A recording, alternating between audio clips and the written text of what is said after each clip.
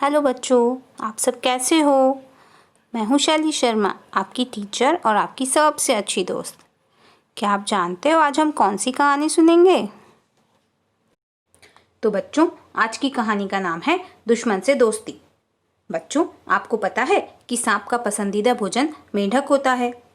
इसीलिए सांप और मेंढक एक दूसरे के दुश्मन माने जाते हैं। हमारी आज की कहानी भी एक मेंढक और एक सांप की ही है। एक बहुत पुराना कुआं था। उस कुएं में एक मेंढक अपने परिवार के साथ रहता था।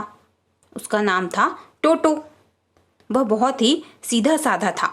इस कारण उसे उसके परिवार के बाकी के मेंढक हर बात पर चिढ़ाते थे। इसलिए उसे बहुत गुस्सा आता था। एक बार तो उसका सभी के साथ किसी बात को लेकर इतना झगड़ा हो गया कि उसे अपने परिवार सहित कुआं छोड़कर जाना पड़ा।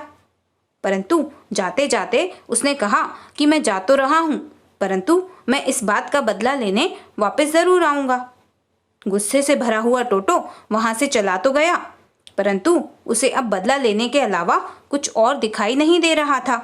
इसी कारण उसने सोचा कि क्यों ना मैं अपने पुराने दुश्मन सांप से मदद मांगूं।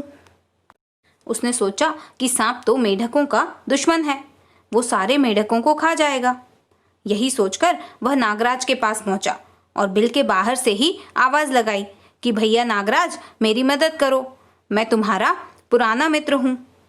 मेंढक की आवाज सुनकर नागराज अपने बिल से बाहर आया और उसे गले लगाते हुए कहा कि क्या बात है, कैसे हो तुम। तो फिर टोटो ने उसे अपनी सारी कहानी सुनाई।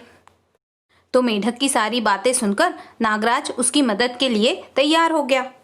परंतु उस नागराज के तेज दिमाग में भी एक योजना चल रही थी कि एक बार मैं मेंढक के कुएं तक पहुंच तो जाऊं, तो फिर इसे पता चलेगा कि मैंने इसकी मदद कैसे की।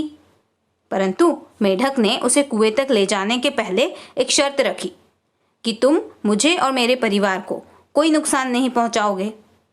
तो नागराज बोला, इसमें कहने की क्या बात है, तुम तो मेरे दोस्त हो, मैं तुम्हें कैसे नुकसान पहुंचा सकता हूं। अब वह मेंढक उस सांप को चुपचाप अपने साथ ले गया और उसे कुएं में जाने का एक ऐसा खुफिया रास्ता बताया जिसके बारे में कोई और नहीं जानता था। सांप के लिए तो यह स्थान किसी स्वर्ग से कम नहीं था। वह दिन भर मोटे ताजे मेंढक खाता और खूब सोता था। जब मेंढक के सारे दुश्मन मारे गए तो मेंढक ने सांप से कहा कि अब तो तुम्हारा काम हो गया है, अब चाहो तो मैं तुम्हें तुम्हारे घर वापस छोड़ आता हूँ। तो नागराज बोला कि मेरा तो अब यही मन लग गया है, मुझे तुम्हारे बिना अब कुछ अच्छा ही नहीं लगता। अब तुम कल से दूसरे कुएं के मेंढकों को मेरे पास भेज दिया करना, मैं उन्हीं को खाकर खुश हो जाऊंगा। तो टोटो ने कहा ठीक है, मगर वह यह नहीं जानता था कि एक ना एक दिन नागराज उसे भी खा जाएगा। अब टोटो रोज किसी दूसरे कुएं के मेंढकों को नागराज के पास भेजने लगा। और बच्चों, आपने ये कहावत तो सुनी ही होगी कि खाते खाते तो कुएं भी खाली हो जाते हैं, और ऐसा ही हुआ भी।